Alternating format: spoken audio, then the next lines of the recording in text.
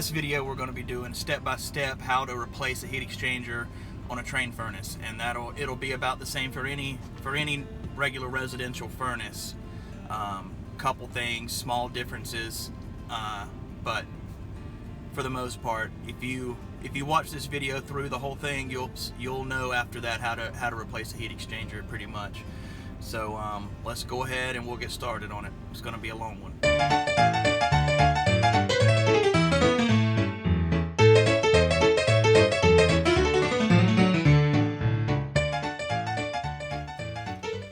Alright, so right now I've took the high limit out. The pressure switch has been taken out, and I've also got the power wire taken off. So now I just got to take the box off, which is, there's 2 screws on this side to take that off. So once I take that off, I'm going to start on the inducer assembly. Alright, so when taking off this inducer assembly, you usually want to start with just taking your screws out of your vent and pull it over and set it over here to the side. And get these things out of the way. And you'll go ahead and should be able to leave that. You'll go ahead and take these screws out around the housing, and then this piece should pull off.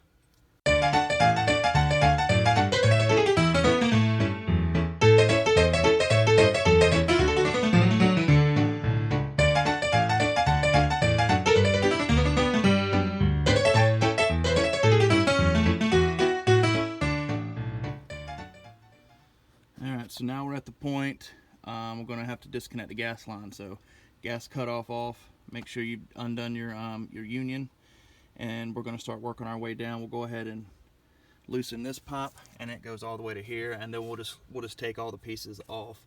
Then we can pull the gas valve attached to the orifices and all that. We can take it out as one piece.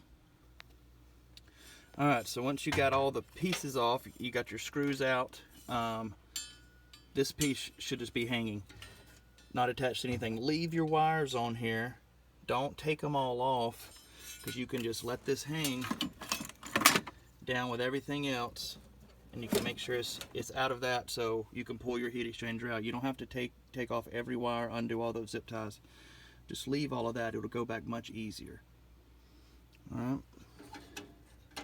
So now we're going to take off this whole, the whole shield burners and the tray and all that. We're going to take this off, and we're going to try to do it all in one piece. So you'll have your screws back up in there. Can't really see it good. Screws back up in there, and you go ahead and take those out. You should be able to get the whole thing out with your igniter and everything in one piece.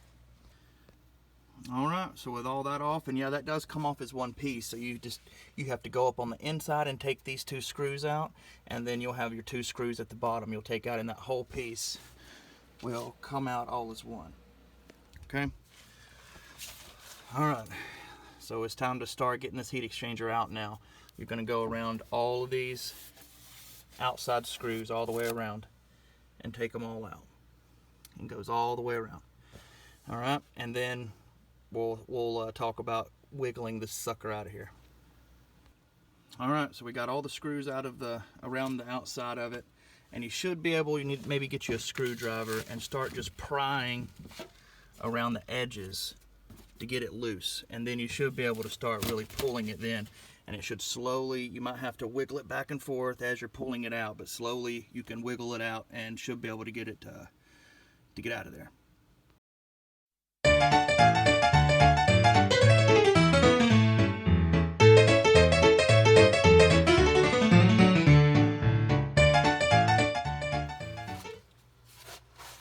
Also, there's one other thing I didn't mention.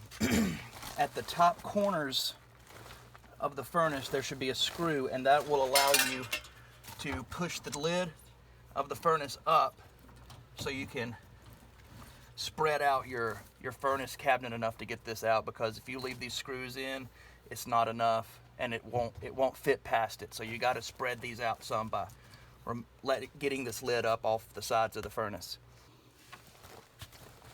Alright, so here it is.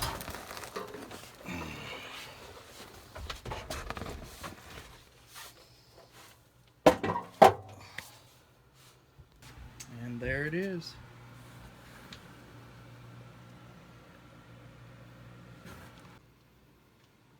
Alright, now it's time to open up our new one from Train.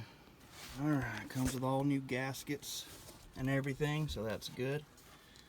Just gonna inspect it real quick, make sure it all looks good, and then we'll start getting this thing back in here. Alright, make sure you keep up with these. This is going to be for the outer housing for the inducer that'll go around this all the way around, and then this is for your inducer, the actual inducer housing, this part right here. So it'll go back behind this. It'll go, you clean all of this off, and you're going to put that new one right here where that one is. Alright, so make sure you get these and you put it up somewhere and don't lose it, because you're definitely going to need them.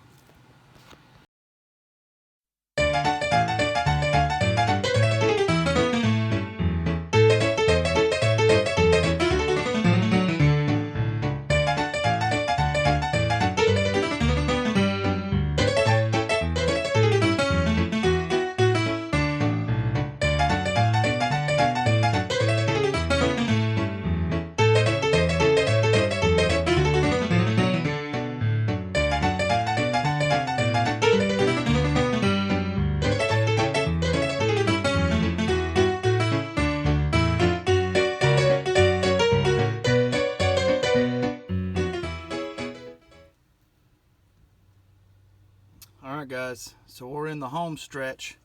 Got everything put back on. Only thing we got left is to run our gas line back where it was. So you'll just get your gas lines that you've already used, and make sure to put new pipe dope on everything, and we'll start this back when we're ready to kick this thing on. Alright, so we got everything put back together. Gas lines are in. Let's go ahead and turn the gas on. It's always a good idea to get you some soap bubbles and check your fittings that you did and make sure there's no leaks anywhere. We're going to turn this gas valve on from where we turned it off the other day. Everything, and always go back and triple check, make sure everything's connected. Make sure you don't have anything that you missed. And I'm going to check these fittings real quick, and then we'll go ahead and kick this thing on and see how much better the burners, the flames will look with this new heat exchanger in here. Here we go.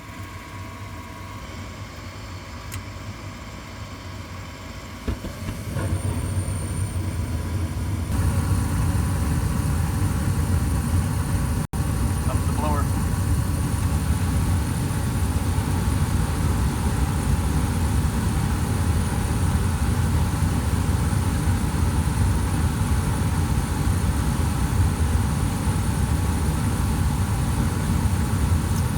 Much better.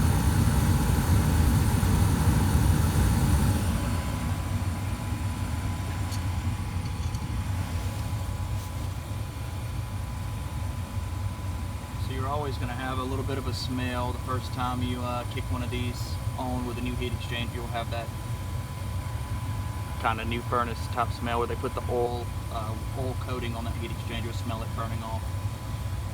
But everything looks good with it. So let's get this old heat exchanger outside and see if we can't find where the issue was.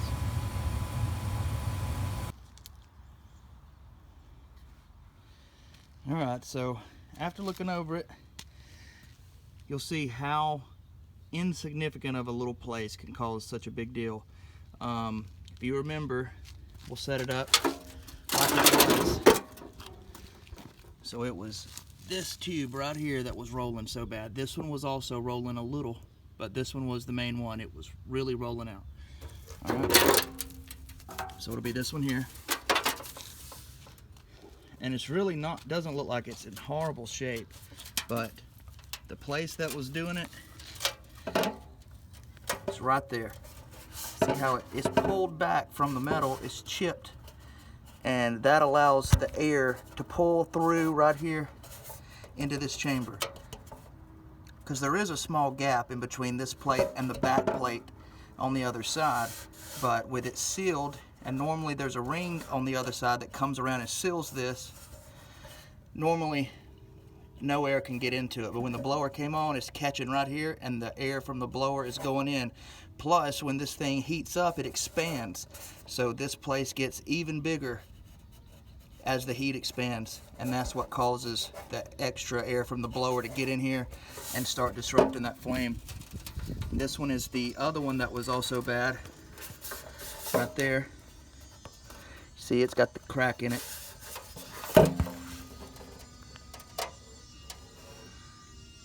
And the ring is also going off of this one. So that is the other one. Air wasn't getting into it as bad, but it still was. And this is what one should look like that's not damaged.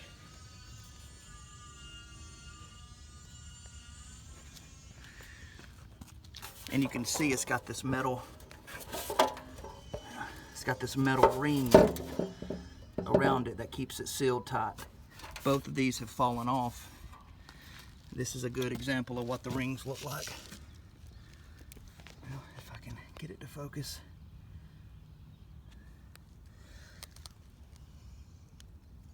And this one is starting to pull off. But even when that happens, there still should not be any air that gets into it unless, see the two, you can see how the two pieces are together right there. And when they get pulled apart or one gets chipped and pulled back, it lets just enough little bit of air get into this chamber here and disrupt the flames. So with it being that small, I doubt it was super dangerous at the moment, but that was just going to get worse really quick. The more it cooled and expanded, kept getting hot and cold, that would eventually kept gotten bigger. The rollout would have been even worse, and then eventually it would have cracked large enough to where it was releasing a heavy amount of carbon monoxide. So that's it. All right, well, that was a if you're just wanting to know exactly how long, if I wasn't messing around with the trying to video from here and there while I was doing it, it would probably take me about 2.5 hours. It was about 3 hours is what it took me altogether. So you could do it in about 2.5 hours, but if you've never done one before and you want to take your time with it, I would say you really need to give yourself 3 to 4 hours, possibly even 5 hours to be really safe. So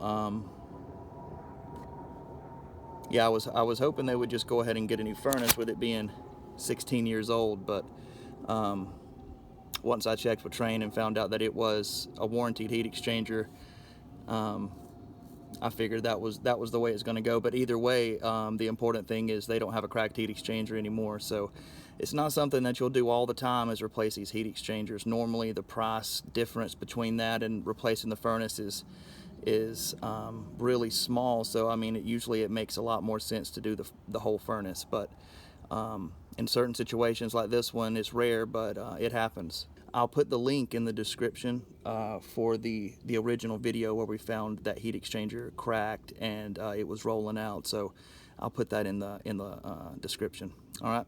Well, you guys, I'm glad we're starting to gain some more subscribers and views, and I appreciate everyone watching and subscribing.